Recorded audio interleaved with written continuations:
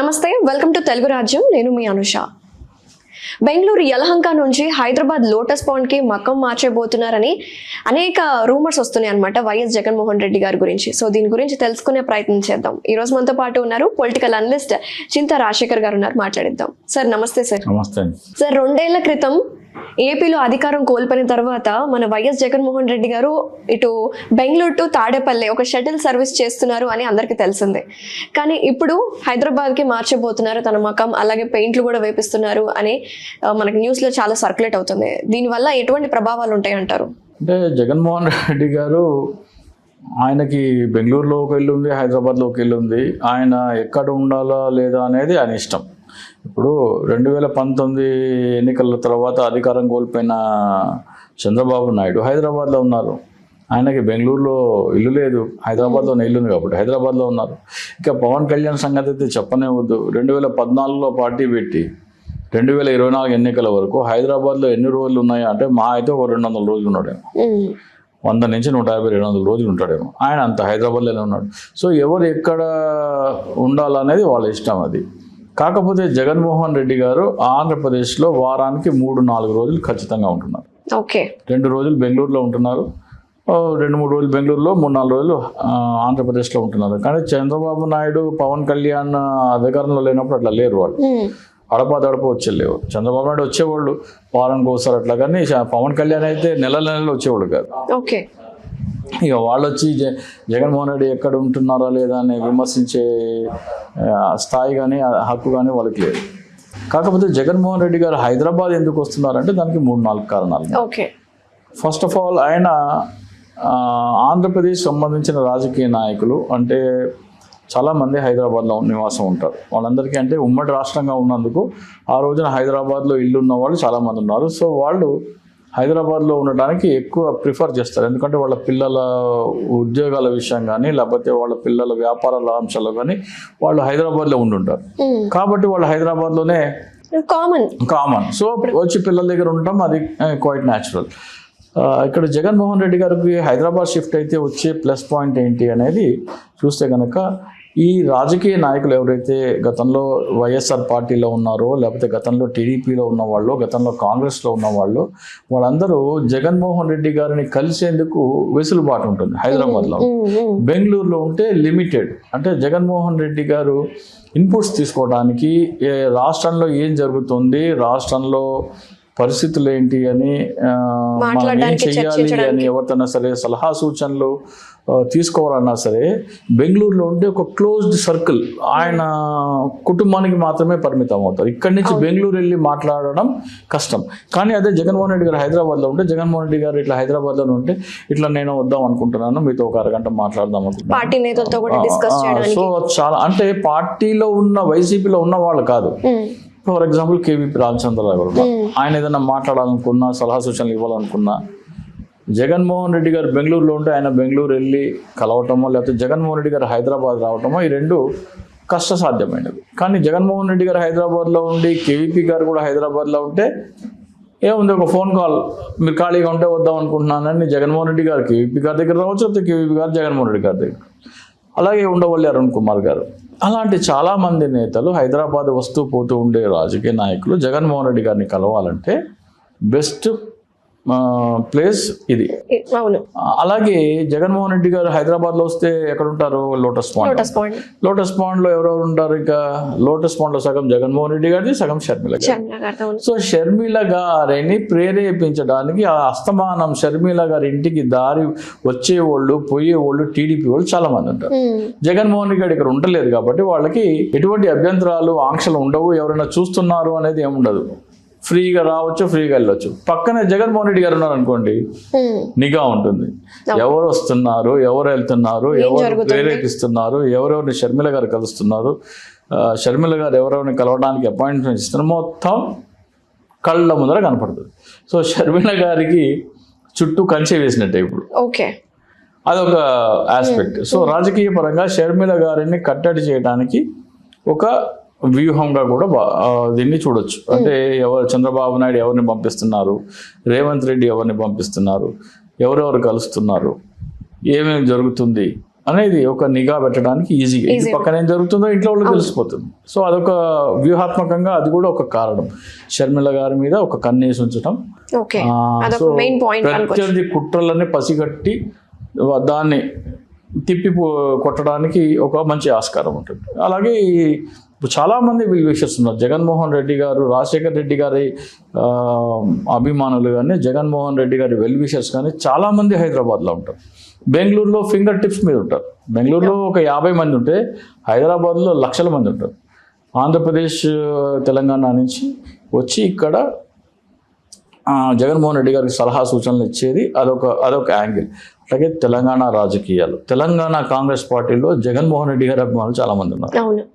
Deputy CM కూడా జగన్మోహన్ రెడ్డి గారి గురించి పాజిటివ్గానే మాట్లాడతారు. డిప్యూటీ సీఎం గారి ఇంట్లో వివాహం అయితే జగన్మోహన్ రెడ్డి గారి కార్యాలయానికి వెళ్ళి ఆయన కార్డు ఇచ్చి వచ్చారు, బట్టి విక్రమార్క గారు.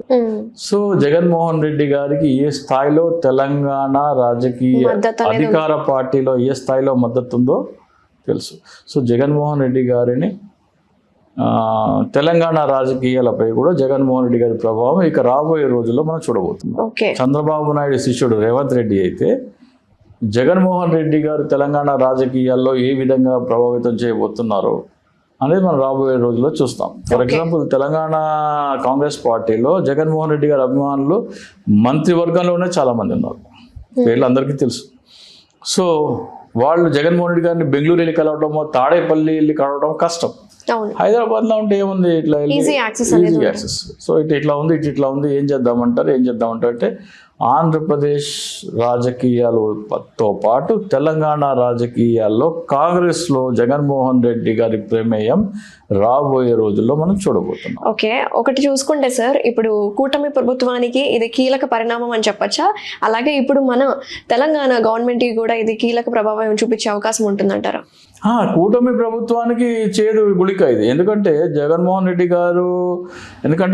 రెడ్డి గారు అందించిన పరిపాలన చూస్తే ఆయన ఓడిపోకూడదు, ఎట్టి పరిస్థితుల్లో ఓడిపోకూడదు. ఆంధ్రప్రదేశ్ ప్రజలు కూడా విశ్వాసఘాతకులు కాదు.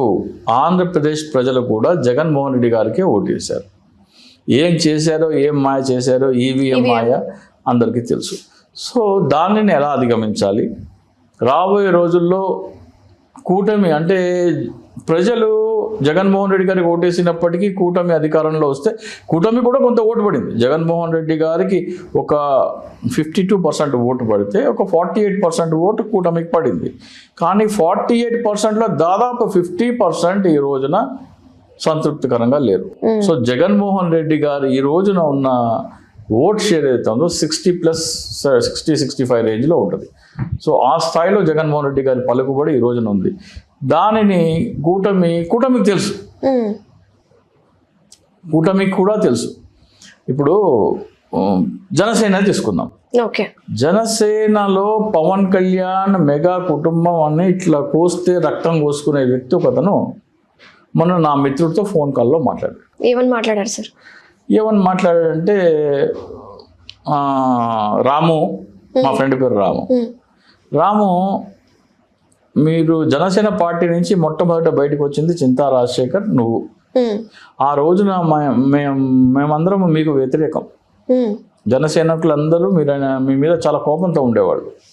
కానీ ఈ రోజున పరిస్థితి చూస్తే మీరే కరెక్ట్, మేమే తప్పు. పవన్ కళ్యాణ్ వ్యవహార శైలితో చాలామంది ఆగ్రహంగా ఉన్నారు. ఈ రోజున చింతా రాజశేఖర్, రాము వెనకాల లక్షల మంది జన సైనికులు నడుస్తున్నారు. చింతా రాజశేఖర్ 2019లో ఏం చెప్పారో ఈ రోజున జన సైనికుల్లో మెజారిటీ జన సైనికుల మనోభావం అదే, చింతా రాజశేఖరే కరెక్ట్, రామునే కరెక్ట్ అని ఆ వ్యక్తి మాట్లాడారు. సో అయితే మీరు బయటకు వచ్చేసిన విషయం అందరికీ తెలిసిందే. అంటే నేను పవన్ కళ్యాణ్ విమర్శిస్తే మొదటిలో ఆగ్రహంతో ఉన్న జన సైనికులలో లక్షల మంది ఈ రోజున నాతో ఏకీభవిస్తున్నారు. అంటే పవన్ కళ్యాణ్ కాపు సామాజిక వర్గ యువతని ఎలా వాడుకున్నాడో, గొర్రెలుగా మేపి ఎలా వారిని చంద్రబాబు నాయుడు అనే దేవుడికి బలిచ్చారో, నేను ఇది 2022 చెప్తున్నాను. జన సైనికులారా, మిమ్మల్ని పవన్ కళ్యాణ్ చంద్రబాబు నాయుడికి గొర్రెలు అమ్మినట్టు అమ్ముతాడు, మిమ్మల్ని వాడుకుంటున్నాడు. ఇంకో మాట నేనేం చెప్పానంటే కాపు ఓట్ల కోసం కాపుల చేత కమ్మవారు పెట్టించిన party Janasena party. Janasena party Pawan కళ్యాణ్ది కాదు, అది చంద్రబాబు నాయుడు పెట్టిన పార్టీ. పవన్ కళ్యాణ్ కేవలం బినామీ అధ్యక్షుడు. అందుకని ఆయన 25 సంవత్సరాలు చంద్రబాబే ముఖ్యమంత్రి, టీడీపీనే ముఖ్యమంత్రి అంటున్నారు. రాబోయే రోజుల్లో లోకేష్ ముఖ్యమంత్రి అవుతారు, పవన్ కళ్యాణ్ ఎట్టి పరిస్థితిలో అవ్వరు. ఓకే, ఇప్పుడు ఆల్రెడీ వర్కింగ్ ప్రెసిడెంట్ గా చేస్తున్నారు, మళ్ళీ వర్కింగ్ సీఎం అవుతారు అనే విమర్శలు కూడా వస్తున్నాయి కదా సార్. ఏంటమ్మా అంటే చాలా మంది లోకేష్ ఎప్పుడు సీఎం అవుతాడు, లోకేష్ ఎప్పుడు సీఎం అవుతాడు అని అంటూ ఉంటారు. కొంచెం కూడా విజ్ఞత, కామన్ సెన్స్ ఉన్నోళ్ళు ఎవరైనా సరే 2024లో చంద్రబాబు నాయుడు ముఖ్యమంత్రి అయితే డిఫాక్టో ముఖ్యమంత్రి నారా లోకేష్. చంద్రబాబు నాయుడు మాట కంటే కూడా అధికారులు కానీ ఎవరైనా సరే నారా లోకేష్ మాటకే ప్రాధాన్యత ఇస్తారు. పవన్ కళ్యాణ్ గారు సీఎం అవే అవకాశాలు లేవంటారా? అసలు లేవమ్మా. పార్టీ అయినది కాదు ఇది. జన సైనికులకి నేను ఎప్పుడో చెప్తున్నాను, జన సైనికులకి కాపు సామాజిక వర్గానికి చెప్తున్నారు, అరే పార్టీ అనేది కాదు. ప్రజలు అనుకుంటున్నారు కదా సార్, ఇప్పుడు ఫ్యాన్స్ కావచ్చు, చెయ్యాలి అనుకునే వాళ్ళు వచ్చే ఎలక్షన్స్ లో కావచ్చు, ఇప్పుడు ఫ్యాన్స్ కావచ్చు అంటే ఇప్పుడు మీకు ఆ వాయిస్ వినిపించాల్సి వస్తుంది. మా ఫ్రెండ్తో అతను ఏమన్నాడు ఒకసారి బాగోదులేండి. సో జన సైనికుల్లో ఏముందో ఈ వ్యక్తి ఎవరో నేను చెప్పను, ఎవరితో ఫోన్లో మాట్లాడుతున్నానో నేను చెప్పను, కానీ వాళ్ళు ఏం మాట్లాడుకున్నారో వినండి, వినిపించండి సార్. ఇప్పుడు ఒకప్పుడు మీరు చింతా రాజశేఖర్ గారి అసమ్మతి పార్టీకి, కొన్ని లక్షల మంది అసమ్మతి, అంటే మీ దాంట్లో ఇంతమంది నడుస్తున్నారు. మీ అంత స్ట్రాంగ్ గా మాట్లాడకపోవచ్చు, కానీ మీరు పడుతున్న బాధ అందరూ పడుతున్నారు ఇప్పుడు. అవును, ఇంకా ఉంది కానీ ప్లే చేస్తే బాగోదు. సో చింతా రాజశేఖర్ బాటలో లక్షల మంది జన సైనికులు నడుస్తున్నారు. అంటే నేను 2019 నుంచి ఈరోజు 24 వరకు చెప్తే చాలామంది జన సైనికులకు అర్థం కాలేదు, కానీ 2024 తర్వాత పవన్ కళ్యాణ్ వైఖరి చూసి చింతా రాజశేఖర్ చెప్పిందే కరెక్ట్. జనసేన పార్టీ పవన్ కళ్యాణ్ది కాదు, అది చంద్రబాబు నాయుడు స్థాపించిన పార్టీకి పవన్ కళ్యాణ్ బినామీగా ఉన్నారని నేను 2019లో చెప్తే ఎవరు నమ్మలేదు. 2024 తర్వాత జన సైనికులు చూసి అరే చింతా రాజశేఖర్ చెప్పిందే కరెక్ట్ కదా అనిపిస్తుంది వాళ్ళ నమ్మకం కుదురుతుంది. సో ఇట్లా చాలామంది లక్షలాది మంది జన సైనికుల ఆలోచనని నేను మార్చడంలో నేను సఫలీకృతమయ్యాను. అంటే పవన్ కళ్యాణ్ నిజ స్వరూపాన్ని నేను జన సైనికుల ముందర ఆవిష్కరించాను. మిమ్మల్ని అమ్ముకుంటున్నాడు రా బాబు, జగన్మోహన్ రెడ్డి మీకేం చేశాడు? ఇప్పుడు పవన్ కళ్యాణ్ కొడుకున్నాడు, ఆయన ఇంటర్నేషనల్ సిలబస్ చదువుతాడు. అదే సిలబస్ జగన్మోహన్ రెడ్డి గవర్నమెంట్ స్కూల్లో పెట్టారు. గవర్నమెంట్ స్కూల్లో పెట్టి కూటమి ప్రభుత్వం వచ్చి తీసేసింది. అంటే జన సైనికులకి ఏం ఆలోచించమని చెప్తున్నా నేను, మీ పిల్లలేమో ఇంటర్నేషనల్ బ్యాకలరేట్ చదవాలని జగన్మోహన్ రెడ్డి గారు అనుకుంటే అలా చదవడానికి వీలు లేదు, మీ పిల్లలు మామూలు చదవాలి, నా కొడుకు మాత్రమే ఇంటర్నేషనల్ బ్యాకలరేట్ చదవాలి అని పవన్ కళ్యాణ్ ఆలోచన. అది జన సైనికులందరికీ ఇటువంటి వందలాది ఉదాహరణలు చెప్తుంటే జగన్మోహన్ రెడ్డి మేలు చేశాడా కాపు సామాజిక వర్గానికి, లేకపోతే పవన్ కళ్యాణ్ మేలు చేసేయడా అని కాపు సామాజిక వర్గం ఆలోచిస్తుంది ఈ రోజున. అదే చెప్తుండ ఆయన. ఈ రోజున కాపు సామాజిక వర్గం గ్రూపులో రాజశేఖరే కరెక్ట్ అనే కామెంట్లు వందలాదిగా వస్తున్నాయి.